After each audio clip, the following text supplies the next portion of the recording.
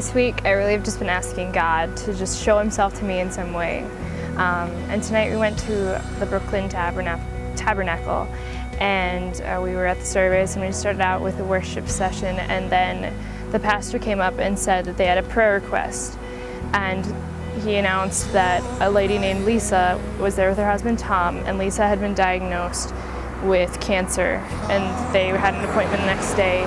And Lisa and Tom and their family just came up to the front of the church to talk about or just to get prayed for by the entire church. And while they were up there, it just made me take a flashback to the last time that had happened in my life, which my sister was diagnosed with cancer a couple years ago. And when we found out, they told us that she had 6 months to 1 year to live. And so we were all devastated, and we took my sister to Rochester to get the tests and so much done, just because they were like, well, Aberdeen couldn't do anything for her. So they took her there, and they tested her, and they said, all right, you do definitely have cancer, and they were just trying to find out a treatment plan. And 3 days later, when they were just doing their regular testing, her white blood count just drastically changed, and they redid all the tests, and she was completely cancer-free. And it was at Mayo Clinic, and they had absolutely no explanation for how in the world this happened, because they couldn't even say it was a misdiagnosis because they'd definitely seen it. So it was just such a miracle. And my sister lives in Lincoln, and Lisa and Tom were from Lincoln, and it was just it was a huge connection for me. And then later in the service, the pastor was talking again, and he was telling us that prayer requests were on these cards that they passed out to everybody.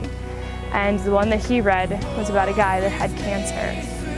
And then they passed out ones to everybody else in the audience.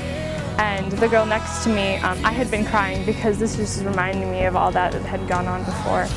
And I'd been crying, so the girl that was sitting next to me actually handed me the card she was supposed to have and took a different one. And the card that I ended up getting was a guy with cancer. And everything was just coming together and reminding me about what God had done for my family and what God had done for my sister. And after, it was just completely overwhelming. And after the service, I was just standing in the lobby with Ben, and I was just praying, God, if I see Lisa, this was a huge church, and I was like, God, if I see Lisa and I get the opportunity to talk to her, I will. And a few seconds after I'd prayed that, I saw Lisa come out of the doors of the church, and I automatically just went up to her and I introduced myself, and I gave her the words, and I told her what happened with me and my family, and I told her miracles can happen, so don't give up hope. And it's just amazing and completely overwhelming. It's such a miracle, and I can't even describe how I'm feeling about all this, but it's just been an amazing experience so far. And I really, I'll continue to pray for Lisa and her family, but definitely, it was definitely cool to see how all of that connected, and just, it really did show that God, He just showed Himself to me in that cool way.